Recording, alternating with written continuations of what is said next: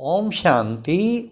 आज सुनते हैं 20 फरवरी 88 के अव्यक्त बाप दादा के मधुर महावाक्य। आज की मुरली में बाबा ने भारत भूमि की बहुत महिमा की और बाबा ने कहा क्या कारण तुम्हारा भारत भूमि से बड़ा प्यार है। साथ साथ बाबा ने 4 क्वेश्चन पूछे। नंबर 1, ब्राह्मणों का संसार कौन सा है। नंबर 2, बाप का सच्चा आज्ञाकारी किसे कहेंगे। नंबर 3, सेवा करते हुए बोझ मुक्त रहने के लिए क्या स्मृति में रखें। लास्ट, हर बच्चे का कौन सा रिकॉर्ड बाप दादा के पास रहता है। बड़े अच्छे क्वेश्चन हैं और आपको आंसर इसी मुरली में मिलेंगे, लेकिन मैं केवल जो दिल को टच करने वाला एक बाबा ने इसमें वाक्य बोला आज की मुरली में कि तुम कठपुतली हो, करावनहार कार्य करा रहा है। ये सदा स्मृति रखो तो आपको सेवा खेल अनुभव होगी। कितना भी कार्य हो, करावनहार बाबा करा रहा है। बाबा के लिए क्या है, बाबा तुम्हारा बोझ सारा ले लेता है, लेकिन बाबा बोझ क्योंकि तुम समझते हो तब बोझ कहता है। बाबा के लिए तो बोझ भी नहीं है, एक बस लकीर है, हुआ ही पड़ा है बाबा ने कहा। तो कितना प्यारे बाबा ने आज पुनः पुनः करावनहार बाप करा रहा है, तुम तो बस एक माध्यम हो। कितना सुंदर प्यारे बाबा ने इसके बारे बताया। तो आओ सुनते हैं और इस स्थिति का अनुभव भी करना है। 20 फरवरी 88 की मुरली। टाइटल है तन मन की थकावट मिटाने का साधन, शक्तिशाली याद। आज परदेशी बाप अपने अनादि देशवासी और आदि देशवासी सेवा अर्थ सभी विदेशी ऐसे बच्चों से मिलने के लिए आए हैं। बाप दादा जानते हैं कि यही मेरे सिक्की लद्दे लाडले बच्चे हैं।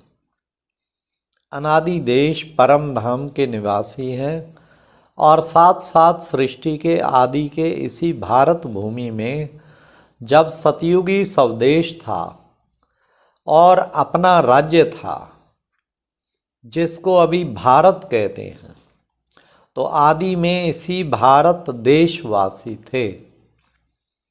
इसी भारत भूमि में ब्रह्मा बाप के साथ साथ राज्य किया है। अपने राज्य में सुख शांति संपन्न अनेक जन्म व्यतीत किए। चाहे कितना भी अभी अंत में भारत गरीब व धूल मिट्टी वाला बन गया है, फिर भी अपना देश सो अपना ही होता है। वाह तो आप सभी के आत्मा का अपना देश और शरीरधारी देवता जीवन का अपना देश कौन सा है। कौन सा था, भारत ही था ना। कितने जन्म भारत भूमि में रहे वह याद है। 21 जन्मों का वर्षा सभी ने बाप से प्राप्त कर लिया है, इसलिए 21 जन्म की तो गारंटी है ही है, क्योंकि उस वक्त तो केवल भारत ही होता है और बाकी सब जलमयी। बाद में भी हर एक आत्मा के कई जन्म भारत भूमि में ही हुए हैं, क्योंकि जो ब्रह्मा बाप के साथ साथ आपे ही पूज्य आपे ही पुजारी का पार्ट भी साथ साथ बजाते हैं। द्वापर युग के पहले भगत आप ब्राह्मण आत्माएं बनती हो। आदि स्वर्ग में इसी देश के वासी थे और अनेक बार भारत भूमि के देशवासी हो, इसलिए ब्राह्मणों के अलौकिक संसार मधुबन से अति प्यार है। यह मधुबन ब्राह्मणों का छोटा सा संसार है, तो यह संसार बहुत अच्छा लगता है ना। यहाँ से जाने को दिल नहीं होती है ना। अगर अभी अभी ऑर्डर कर लें कि मधुबन निवासी बन जाओ, तो खुश होंगे ना। वह यह संकल्प आएगा कि सेवा कौन करेगा। सेवा का संकल्प तो बाबा ने कहा सेवा के लिए तो जाना ही चाहिए हमें। बाप दादा कहे बैठ जाओ, फिर भी सेवा याद आएगी क्या? सेवा कराने वाला कौन है? जो बाप का डायरेक्शन हो, श्रीमत हो, उसको उसी रूप में पालन करना, इसको कहते हैं सच्चा आज्ञाकारी बच्चा। बाप दादा जानते हैं मधुबन में बिठाना है व सेवा पर भेजना है। ब्राह्मण बच्चे को हर बात में एवर रेडी रहना है। अभी अभी जो डायरेक्शन मिले उसमें एवर रेडी रहना। संकल्प मात्र भी मनमत मिक्स ना हो, इसको कहते हैं श्रीमत पर चलने वाली श्रेष्ठ आत्मा। यह तो जानते हो ना कि सेवा के जिम्मेवार बाप दादा हैं, वह आप हैं। इस जिम्मेवारी से तो आप हल्के हो ना, कि जिम्मेवारी का थोड़ा थोड़ा बोझा है। इतना बड़ा प्रोग्राम करना है, यह करना है, बोझ तो नहीं समझते हो ना। करावनहार करा रहा है। करावनहार एक ही बाप है, किसी की भी बुद्धि को टच कर विश्व सेवा का कार्य कराते रहते हैं और कराते रहेंगे। सिर्फ निमित्त बच्चों को इसलिए बनाते हैं कि जो करेगा सो पाएगा। पाने वाले बच्चे हैं, बाप को पाना नहीं है। प्रारब्ध पाना या सेवा का फल अनुभव होना, यह आत्माओं का काम है। इसलिए बच्चों को निमित्त बनाते हैं। साकार रूप में भी सेवा कराने का कार्य देखा, और अभी अव्यक्त रूप में भी करावनहार बाप अव्यक्त ब्रह्मा द्वारा भी कैसे सेवा कर रहा है, यह भी देख रहे हो। अव्यक्त रूप की सेवा की गति और ही तीव्र गति है। कराने वाला करा रहा है और आप कठपुतली के समान नाच रहे हो। यह सेवा भी एक खेल है। कराने वाला करा रहा है और आप निमित्त बन एक कदम का पदम गुणा प्रारब्ध बना रहे हो। तो बोझ किसके ऊपर है बताओ? बाबा प्रश्न पूछ रहा है, कराने वाले पर या करने वाले पर? हाँ, बाप तो जानते हैं यह भी बोझ नहीं है।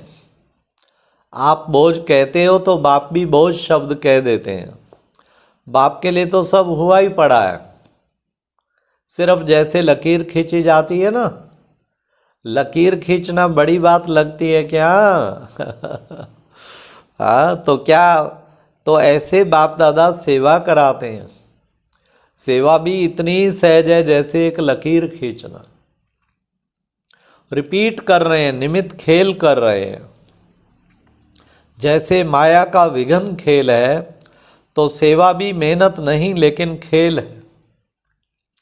ऐसे समझने से सेवा में सदा ही रिफ्रेशमेंट अनुभव करेंगे। जैसे कोई खेल किस लिए करते हैं? थकने के लिए नहीं, रिफ्रेश होने के लिए खेल करते हैं। चाहे कितना भी बड़ा कार्य हो, लेकिन ऐसा ही अनुभव करेंगे जैसे जैसे खेल करने से रिफ्रेश हो जाते हैं। चाहे कितना भी थकाने वाला खेल हो, लेकिन खेल समझने से थकावट नहीं होती, क्योंकि अपने दिल की रुचि से खेल खेला जाता है। चाहे खेल में कितना भी हार्डवर्क करना पड़े, कितनी मेहनत लगती है, फटाफट बैडमिंटन कितना भाग दौड़ करनी पड़ती है, हार्ड वर्क करना पड़े, लेकिन वह भी मनोरंजन लगता है। वाह, क्योंकि अपने दिल से कर रहे हो ना। कई बार कितना शाम को थक के आते हैं सारा दिन, फिर कहते हैं चलो थोड़ी देर बैडमिंटन खेले, थकावट उतर जाएगी, जबकि उसमें मेहनत कितनी भाग दौड़ सब, लेकिन दिल से कर रहे हैं तो वो थकावट बल्कि उतार देता है। और कोई लौकिक कार्य बोझ मिसल होता है, निर्वाह करना ही पड़ेगा। ड्यूटी समझ करते हैं इसलिए मेहनत लगती है।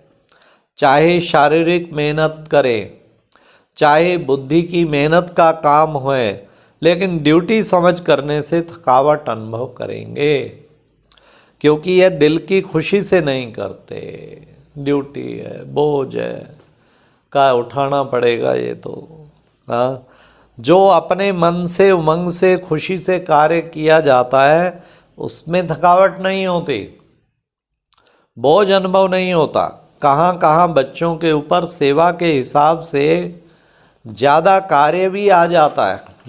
बाबा को हर समाचार बच्चों का है, इसलिए भी कभी कभी थकावट फील होती है। बाप दादा देखते हैं कई बच्चे अथक मन सेवा करते, उमंग उत्साह में भी रहते हैं। हाँ, तो सचमुच बाबा तेरा शुक्रिया करें, ये तो वरदान बाबा ने दिया हुआ है। रोज़ रात को 10:30 बजे, लगभग 10:30 11 बजे विश्राम में जाते, क्योंकि बाबा की मुरली पढ़, चार्ट लिख और कई सेवाओं का भी कार्य।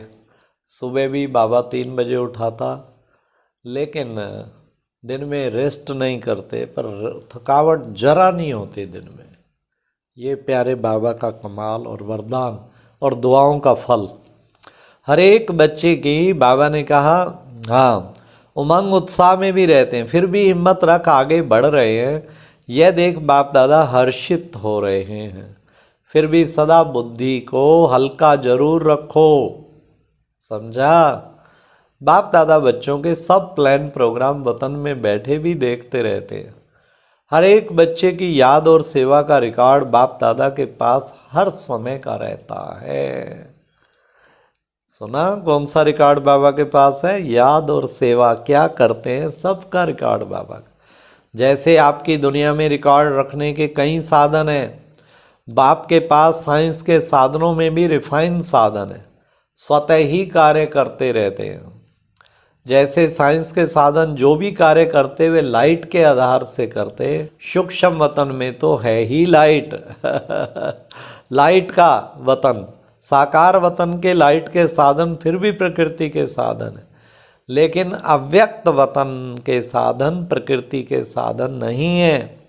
और प्रकृति रूप बदलती है, सतो रजो तमो में परिवर्तन होती है। इस समय तो है ही तमोगुणी प्रकृति, इसलिए साधन आज चलेंगे कल नहीं चलेंगे, लेकिन अव्यक्त वतन के साधन प्रकृति से परे हैं, इसलिए वह परिवर्तन में नहीं आते। जब चाहो जैसे चाहो सूक्ष्म साधन सदा ही अपना कार्य करते रहते हैं।